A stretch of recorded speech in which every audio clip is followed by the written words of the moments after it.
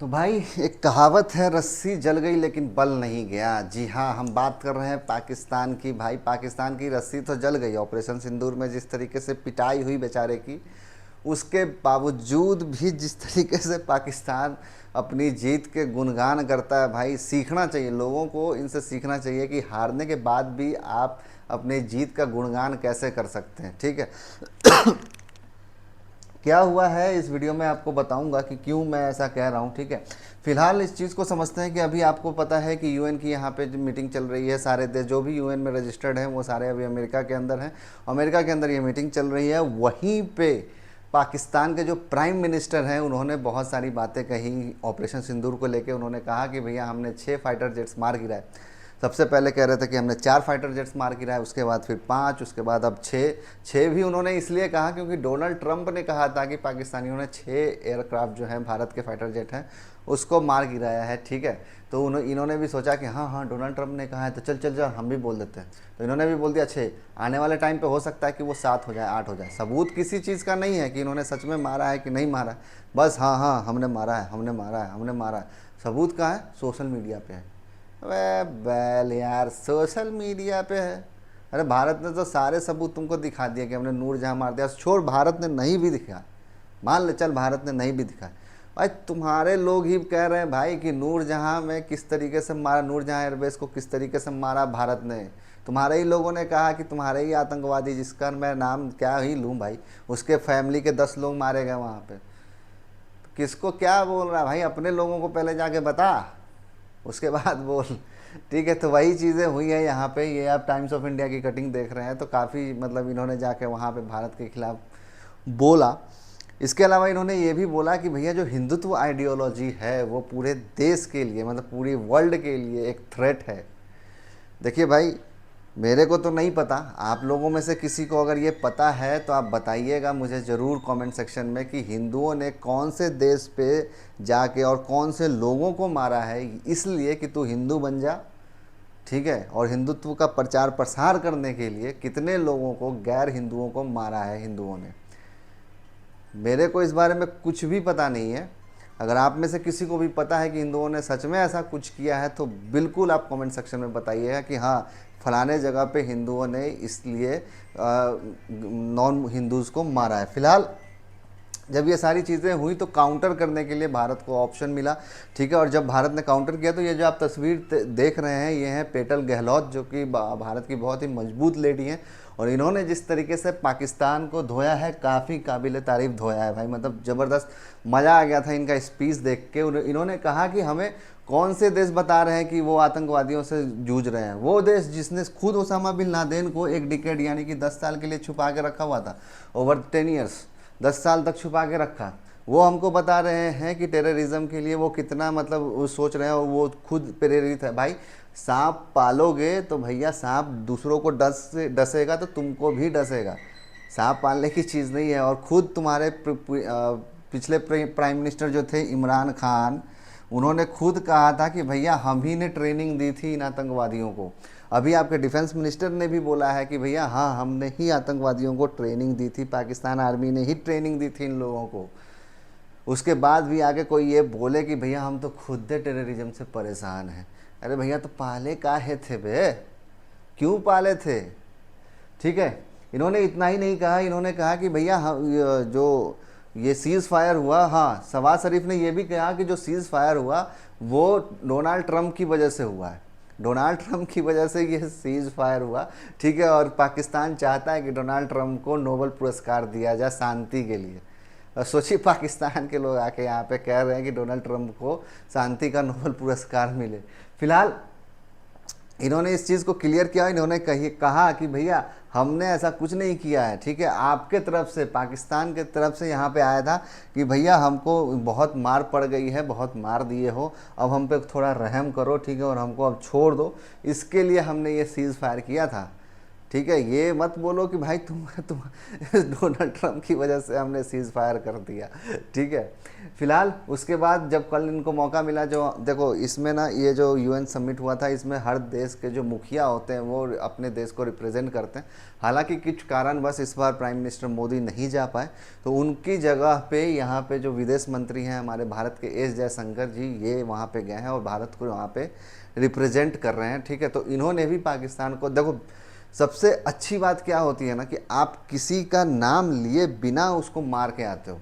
तो इन्होंने भी पाकिस्तान का नाम लिए बिना पाकिस्तान को मारा। इन्होंने कहा कि पहलगाम टेरर अटैक जो भारत में हुआ, उसका काउंटर करने के लिए, उसका रिटेलिएशन था, हमारा जो अटैक जो हमने किया वो हमारा उसका रिटेलिएशन था। और इन फ्यूचर अगर कोई भी देश हमारे पे इस तरीके का टेररिज्म अटैक प्लान करेगा, तो भारत अपनी जनता के लिए, भारत अपने लोगों की सुरक्षा के लिए वो एक्शन लेगा जो एक्शन भारत को लेना चाहिए। और इससे भी भयावह हो सकता है। भारत न्यूक्लियर थ्रेट जो हमारे नेबरहुड के तरफ, मतलब नेबर जो पाकिस्तान का नाम इन्होंने नहीं लिया, तो पाकिस्तान की तरफ से जो ये न्यूक्लियर अटैक की जो धमकी आती है, उस धमकी से भी भारत नहीं डरने वाला है। भाई देखो, ये तो मेरे को भी बचकानी बातें लगती है, आप लोगों को लगती है तो ज़रूर बताइएगा। ये बचकानी बात है कि नहीं, कि भाई तू परमाणु बोलते रहता है, तो हमारे पास परमाणु नहीं है क्या? हमारे पास क्या है? मान ले चल तूने परमाणु बम भारत में मार दिया, एक एग्जाम्पल लेते हैं कि तूने भारत, तुम्हारा बड़ा कलेजा था, तुमने एक परमाणु भारत पे मार दिया। उसके जवाब में अगर भारत ने परमाणु बम तुम पे मार दिया, तो तुम्हारी क्या चीज़ रह जाएगी भाई? हम लोग अपने बच्चों को पढ़ाएंगे कि भाई पाकिस्तान हुआ करता था बेटा, पाकिस्तान हुआ करता था, पाकिस्तान है नहीं। अब भारत तब भी रहेगा भाई, भारत तब भी रहेगा। इतनी औकात नहीं है तुम लोगों की कि भैया आके S-400 को मार दो, राफेल मार दो 6। देखो वॉर होता है तो वॉर में नुकसान होता है, बिल्कुल ऑपरेशन सिंदूर में भारत का भी नुकसान हुआ होगा, लेकिन आके कुछ भी बोल देना है, राफेल मार दिए, S-400 मार दिए। अबे अबे आके कुछ तो एक बाल भी उखाड़ के दिखा भारत में आके, हट चूतिया सब। खैर देखो, अमेरिका, अभी आप देख रहे होंगे कुछ टाइम से कि पाकिस्तान के जो आसिम मुनीर फील्ड मार्शल की भी तो इन लोगों ने बेइज्जती कर रखी है भाई। फील्ड मार्शल जो होता है ना, वो गरिमा होता है। इंडियन मतलब आर्मी की जो रेपुटेशन है उसके साथ भी खिलवाड़, मतलब एक पोस्ट है जो फील्ड मार्शल, वो पोस्ट मतलब अलग लेवल का है भाई। मतलब वो भारत में आज तक सिर्फ 2 लोग ही बन पाए हैं, जनरल KM करियप्पा और सर सैम मानिकशॉ। ठीक है, वो मतलब ऐसा पोस्ट है कि वो सबको नहीं दिया जा सकता है भाई। ठीक है, और भारत के अगर आप जनरल्स की बात कर लें, बिपिन रावत की बात करें, ठीक है, इसके अलावा जितने भी भारत के जनरल्स हैं अभी प्रेजेंट में जो जनरल हैं, इन सब के कंट्रीब्यूशन अगर आप देखेंगे भारतीय सेना में, तो आपको लगेगा कि भैया इनकी कंट्रीब्यूशन काफ़ी अच्छी है। पाकिस्तान आर्मी के जो जनरल्स होते हैं उनसे तो काफ़ी ज़्यादा अच्छी है। और जिस तरीके के डेडिकेशंस के साथ, देखो ऐसे ही वर्ल्ड की बेस्ट आर्मी में इंडियन आर्मी नहीं आती है। ठीक है, इंडियन आर्मी ज़रूर उस तरीके का काम करती है, इस वजह से दुनिया के टॉप 5 में आना अपने आप में बहुत बड़ी बात है भाई। UN में 193 कंट्री रजिस्टर्ड हैं, 193। उस 193 में टॉप 5 में अपनी जगह बनाना वाकई में काफ़ी काबिल तारीफ़ है। अगर इंडियन आर्मी उस तरीके का काम कर रही है, तब भी आज तक केवल 2 लोग ही फील्ड मार्शल बन पाए हैं। आप सोच के देखिए कि फील्ड मार्शल की जो गरिमा है वो कितनी अहम होती है आर्मी के अंदर, और वो गरिमा के साथ पाकिस्तान की आर्मी क्या कर रही है कि किसी को भी फील्ड मार्शल बना दिया। और कौन सी जीत की ये लोग बात करते हैं भाई? ऑपरेशन सिंदूर में ये जीते हैं, बिल्कुल जीते हैं, जिस तरीके से 65 जीते थे, है ना, जिस तरीके से 71 जीते, कारगिल वॉर जीते, ये तीनों भी जीते हैं। पाकिस्तान में पढ़ाया जाता है कि भैया ये सब वॉर उन्होंने जीते हैं, तो ऑपरेशन सिंदूर भी जुड़ गया कि हाँ ये भी हम जीते हैं। कैसे जीते हैं ये नहीं पता। ठीक है, 65 में कौन से मोटिव के कारण आपने युद्ध किया था, वो मोटिव आपका पूरा हुआ क्या? नहीं हुआ। तो फिर आपकी जीत कैसे हुई वो नहीं पता, बस हम जीते थे। 71 में बांग्लादेश बना कि नहीं बना? हाँ बन गया। फिर भी आप जीते? हाँ बिल्कुल हम जीते। 99 में आपने बोला था ना कि कश्मीर आप अलग कर दोगे, कश्मीर अलग किया? नहीं किया। फिर भी आप जीते? हाँ बिल्कुल जीते। ऑपरेशन सिंदूर में नूरजहां एयरबेस आपका नहीं फूटा क्या? हाँ फूट गया। क्या आपके आतंकवादियों के लोग नहीं मरे क्या? हाँ मर गए, लेकिन फिर भी हम जीते। ऐसी जीत भाई उन लोगों को ही मुबारक, भाई पाकिस्तानियों को मुबारक। और बहुत अच्छी बात है कि इसको भी अगर वो जीत मानते हैं तो ये तो बहुत अच्छी बात है। ठीक है। फिलहाल अभी जो जिस तरीके से अभी पाकिस्तान के प्राइम मिनिस्टर और पाकिस्तान के जो जनरल हैं, फील्ड मार्शल हैं, जिस तरीके से पाकिस्तानी अमेरिकन प्रेसिडेंट की जिस तरीके से चापलूसी कर रहे हैं, चाट रहे हैं, उसमें एक चीज़ जो निकल के सामने आती है भाई, वो अमेरिका की भी मजबूरी है। देखो अमेरिका भी को भी पता है कि पाकिस्तानियों के पास पैसा है नहीं, ठीक है। तो पाकिस्तान को यूज़ करो, कुछ डॉलर दो, उसके बाद फिर उसको यूज़ करो बढ़िया से। मतलब एक होता नहीं है कि पालतू कुत्ते पाल रखे हैं और जो हमारे कहने पे भौंकेंगे, हमारे कहने पे काटेंगे। तो उस तरीके से अमेरिका उनको बना के रखना चाहता है, और ये लोग उस तरीके से बनना भी चाहते हैं अमेरिका के। इसीलिए तो इतनी चापलूसी कर रहे हैं, इतनी मतलब डोनाल्ड ट्रंप को नोबेल पुरस्कार के लिए भी बोल दिया है, ठीक है। फिलहाल ये इसकी जो शुरुआत है वो कैसे हुई, तो ये आप जो तस्वीर देख रहे हैं ना, ये इंपॉर्टेंट रोल प्ले करता है। ये बगराम एयर बेस है जो अफगानिस्तान के अंदर हुआ करता था, ठीक है। और जिस टाइम पे अमेरिका यहाँ पे रूल कर रहा था, जिस टाइम पे अमेरिका यहाँ पे था अफगानिस्तान के अंदर, उसी ने इसको डेवलप किया था। आप देख सकते हैं कितनी खूबसूरत एयरबेस है ये, ठीक है। मतलब पहाड़ों के चारों तरफ ये एयरबेस बनाया हुआ था। और जब ओसामा बिन लादेन को जब इनकाउंटर करने के लिए अमेरिकन सील जो उड़ान भरी थी, वो यही एयरबेस था, यहीं से उड़ान भरी थी उसने, ठीक। और यहीं से वो गए थे।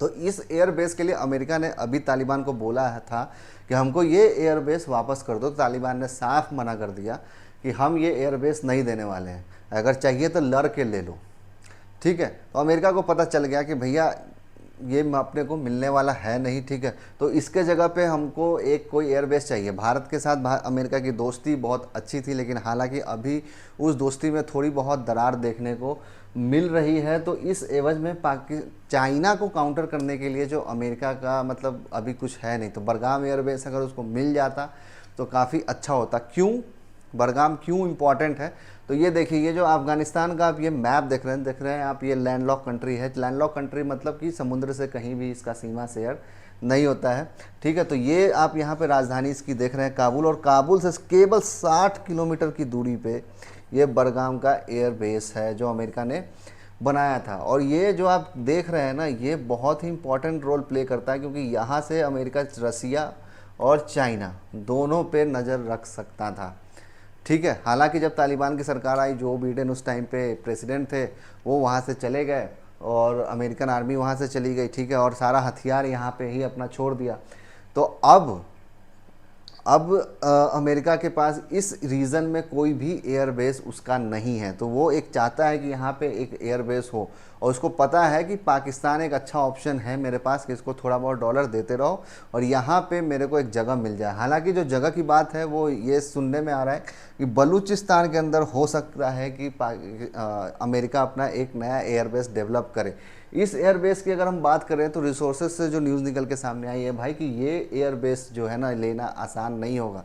ऐसा माना जा रहा है कि ये एयरबेस लेना होगा तो अमेरिका को डायरेक्ट वॉर में उतरना पड़ेगा तालिबान के साथ, और इतना आसान नहीं है कि अमेरिका वहाँ अपने देश से यहाँ आके वॉर करे। यहाँ पे कम से कम 30,000 सैनिक चाहिए, 30,000 सैनिक चाहिए, तब जाके यहाँ पे कुछ हो सकता है। वो भी प्रॉपर एडवांस वेपन्स होने चाहिए भाई, एडवांस वेपन्स होने चाहिए।